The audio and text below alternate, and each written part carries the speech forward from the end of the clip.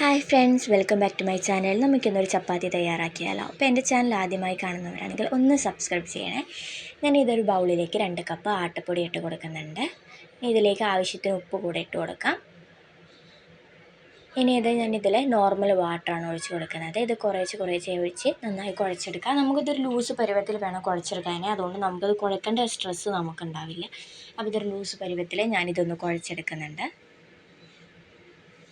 ഇനി കയ്യിൽ എണ്ണ പുരട്ടിയതിൻ്റെ ശേഷം ഞാനിത് ചെറിയ ബോളുകളാക്കിയിട്ട് ഞാൻ മാറ്റി വെക്കുന്നുണ്ട്.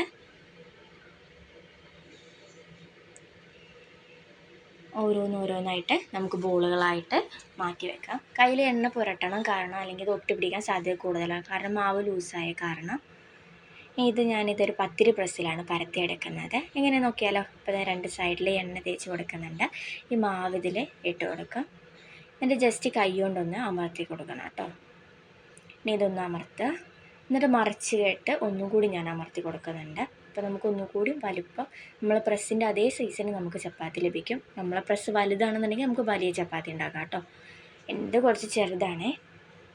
അങ്ങനെ ഞാൻ ഓരോ ഉരുളകൾ ഇങ്ങനെ പരത്തിയെടുക്കുന്നുണ്ട്. ഏറ്റവും ബെറ്റർ എന്ന് പറഞ്ഞു കഴിഞ്ഞാൽ നമ്മൾ പരത്തുമ്പോൾ തന്നെ ചുടുന്നതായിരിക്കും നല്ലത്. അല്ലെങ്കിൽ ഇത് ഒട്ടിപ്പിടിക്കാനുള്ള സാധ്യത കൂടുതലായിരിക്കും. അപ്പോൾ നമുക്ക് പെട്ടെന്ന് പരത്തിൽ ചുടലും ഒന്നിച്ച് കഴിയും കേട്ടോ. നമുക്ക് പണി വളരെ എളുപ്പമാണ്. അപ്പോൾ ഈ ഒരു രീതിയിൽ തയ്യാറാക്കുമ്പോൾ ഒന്നും കൂടി സിമ്പിളായിട്ട് തോന്നും.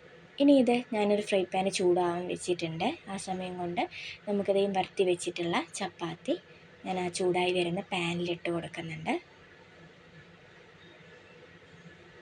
ഇനി ഇതിൻ്റെ കളറൊക്കെ ഒന്ന് ജസ്റ്റ് മാറി വരുന്ന കാണാമല്ലോ. അപ്പോൾ ഇതൊക്കെ മാറി വരുമ്പോൾ നമുക്കിതൊന്ന് മറിച്ചിട്ട് കൊടുക്കാം. ഇനി ഇതിൽ ചെറിയ ബബിൾസ് വരുമ്പോൾ നമുക്കിത് ഒന്നും കൂടെ ഒന്ന് മറിച്ചിട്ട് കൊടുക്കണം. ഇത് നല്ല തിന്നാണ് ഈ ചപ്പാത്തി. നമ്മൾ നോർമൽ ചപ്പാത്തിയുടെ തിക്കിൽ പരത്തുകയാണെന്നുണ്ടെങ്കിൽ ഒന്നും കൂടി പൊള്ളച്ച് വരും. അത് ഞാൻ കാണിച്ചു തരാം കേട്ടോ. അടുത്ത ഒരു ചപ്പാത്തിയും കൂടി പരത്തിയിട്ട് ഇത് ഇവിടെ നിന്ന് നോക്കി അവിടെ കാണുന്ന തരത്തിലുള്ള ചപ്പാത്തിയാണിത്. അപ്പോൾ നല്ല സോഫ്റ്റ് ആവട്ടെ, അതുണ്ടാവുക തിന്നുമാണ്. അപ്പോൾ ഇനി വേറൊരു ചപ്പാത്തി. ഇത് ഞാൻ കുറച്ച് തിക്കായിട്ട് നോർമൽ ചപ്പാത്തിയുടെ സൈസിലാണ് ഞാനിത് പരത്തിയിട്ടുള്ളത്. ഇത് ജസ്റ്റ് കളർ മാറി വരുമ്പോൾ നമുക്കൊന്ന് മറിച്ചിട്ട് കൊടുക്കാം. സെയിം ബബിൾസ് വരുമ്പോൾ നമ്മൾ ഒന്നുകൂടി മറിച്ചിട്ട് കൊടുക്കുക.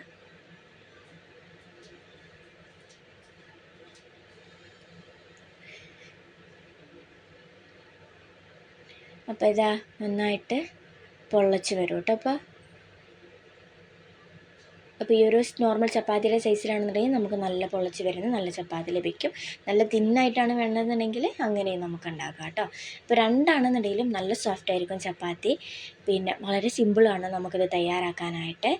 പിന്നെ ഹെൽത്തിയാണ്. വീറ്റ് പൗഡറാണ് യൂസ് ചെയ്തിട്ടുള്ളത്. നമുക്ക് പണിയും വേഗം കഴിയും. അപ്പോൾ എല്ലാവരും ട്രൈ ചെയ്ത് നോക്കുക.